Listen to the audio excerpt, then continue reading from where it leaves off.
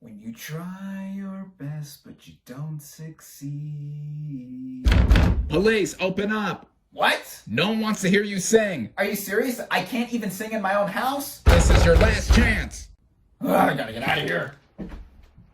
What is up, everybody? RandomRandomMan here, bringing you another video during this current quarantine era. I hope everyone out there is continuing to stay safe and be well during this unpredictable time, as I am here bringing you my review for The United States versus Billie Holiday.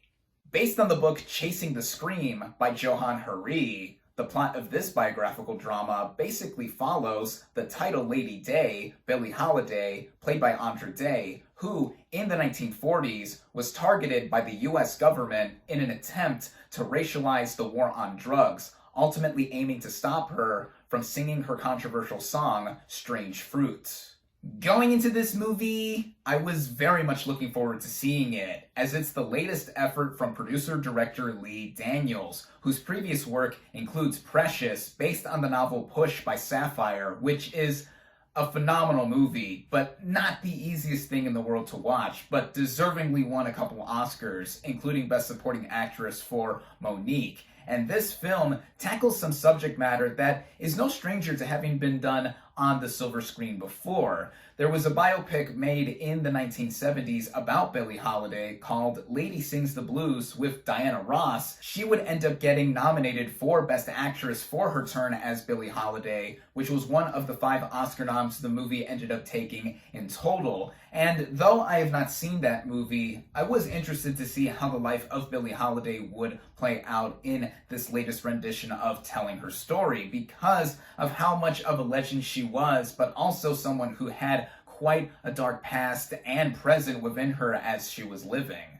Starting out with the cast and their performances, we have Andra Day as Billie Holiday, aka Lady Day. Now, Day has been established prior to this movie as a singer. She's actually Grammy nominated for her song Rise Up, which is a great track. I've heard that quite a bit across many trailers and commercials here and there, and wow, gets to me every time. This film actually marks the leading film debut of Andra Day, and I gotta say that she's powerful both on an acting front and singing front.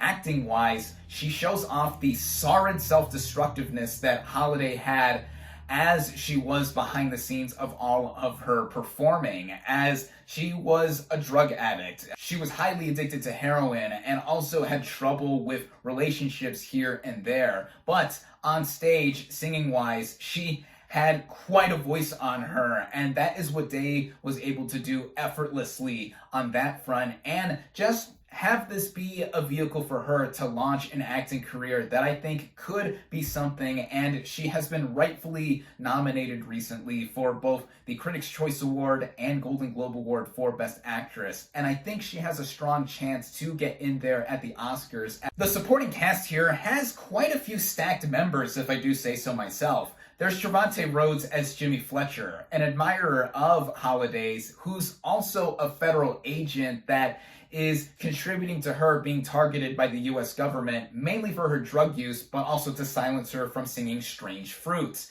Now, it's nice to always see Rhodes in more films, and I think that for what he does, I thought he executed the part well. Natasha Lyonne plays Tallulah Bankhead, who was someone that was pretty notable during this era the movie portrays and was close to Billie Holiday, though she's only in it for a few scenes. Garrett Hedlund plays Harry J. Ashlinger, who was the first commissioner of the Federal Bureau of Narcotics and is out to get Billie Holiday for all of the drama that she has with her.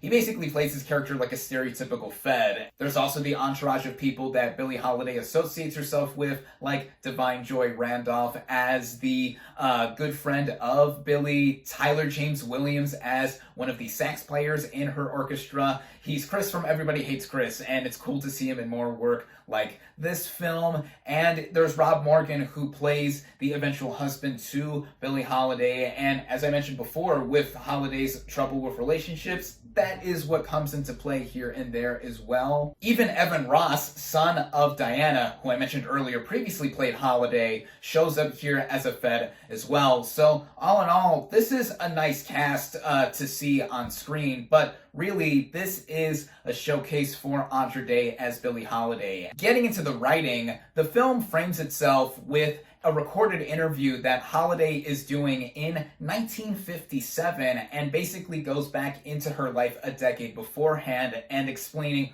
all of the stuff that she had gone through and what led her up until that point. Now, this is an interesting way to set up this movie, and like other typical biopics, it is something that a lot of them tend to do in going in retrospect or flashback. But what also sets this movie apart from other biopics is just the way it is executed in the overall vision, mainly the directing by Lee Daniels, as this is a film that is very clearly rooted in its historical narrative. This bodes well for the film on a technical scale in terms of its production design, costume design, hair and makeup, what have you. The way this movie looks, it definitely is a handsomely put together production in portraying the late 1940s to about the mid 1950s or so to an authentic looking extent. It is ambitious to where it's not trying to go for a typical biopic where it's beginning, middle, and end for what we see in the arc of Billie Holiday.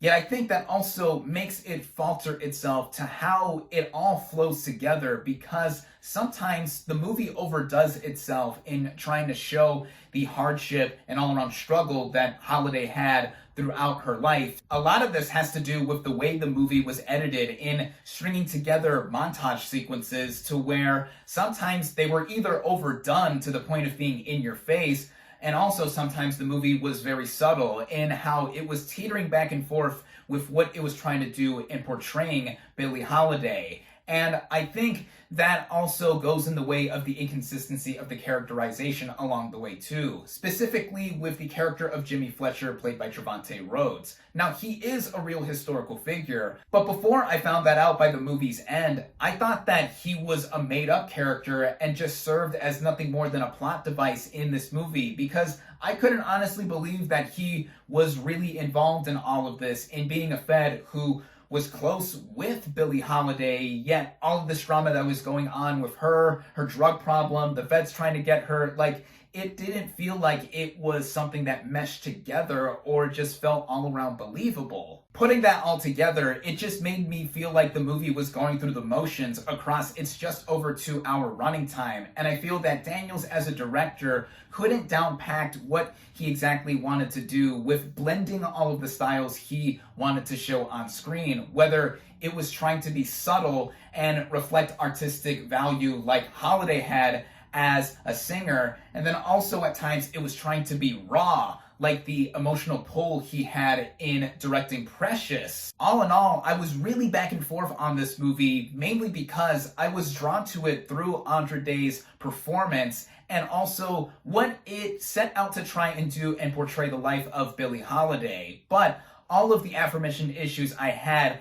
me feeling like this film didn't live up to the sum of its parts in total of its ambition. But even with that, a lot of it is made up for with the spirit of Lady Day being within Andra Day and what she does across this movie and what Holiday stood for and still stands for long after her death. And I think how not only has her music lived on, but also what she was trying to show in her career predating the civil rights movement. And I think on that basis alone, I would give The United States versus Billie Holiday a cautious recommendation.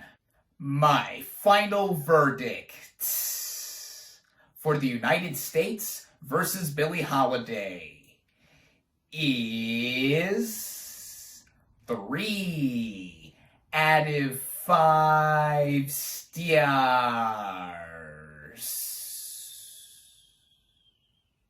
Thank you all, as always, for watching. Be sure to like this video, comment on what you thought of The United States versus Billie Holiday. Social media links in the description. Subscribe to my channel for more, and I'll catch you on the next movie review.